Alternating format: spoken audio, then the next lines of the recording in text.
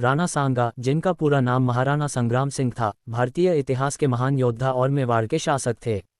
उनका जन्म 1484 में हुआ था और वे 1509 से 1528 तक मेवाड़ पर शासन करते रहे।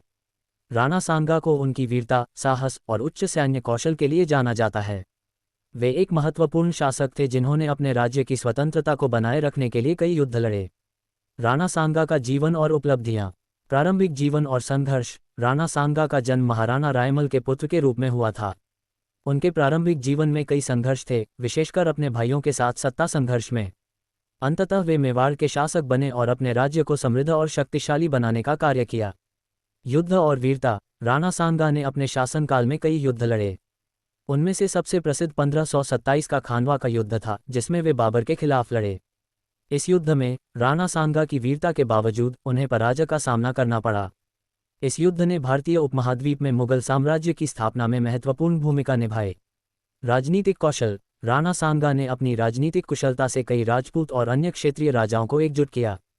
वे एक महान राजपूत संघ के नेता बने, जिसने दिल्ली सल्तनत और मुगलों के खिलाफ संघर्ष किया। उनकी रणनीति और नेतृत्व ने उन्हें राजपूत योद्धाओं के बीच एक महत्वपूर्ण स्थान दिलाया। धर्म और संस्कृति। राणा सांगा एक धर्मनिष्ठ और संस्कृति प्रेमी शासक थे। उन्होंने अपने राज्य में कला, संस्कृति और धर्म का संरक्षण और संवर्धन किया। वे भगवान एकलिंग के भक्त थे और मेवाड़ में कई मंदिरों और धरोहर स्थलों का निर्माण कराया। राणा सांगा की मृत्यु। राणा सांगा की मृत्यु 1528 में हुई थी।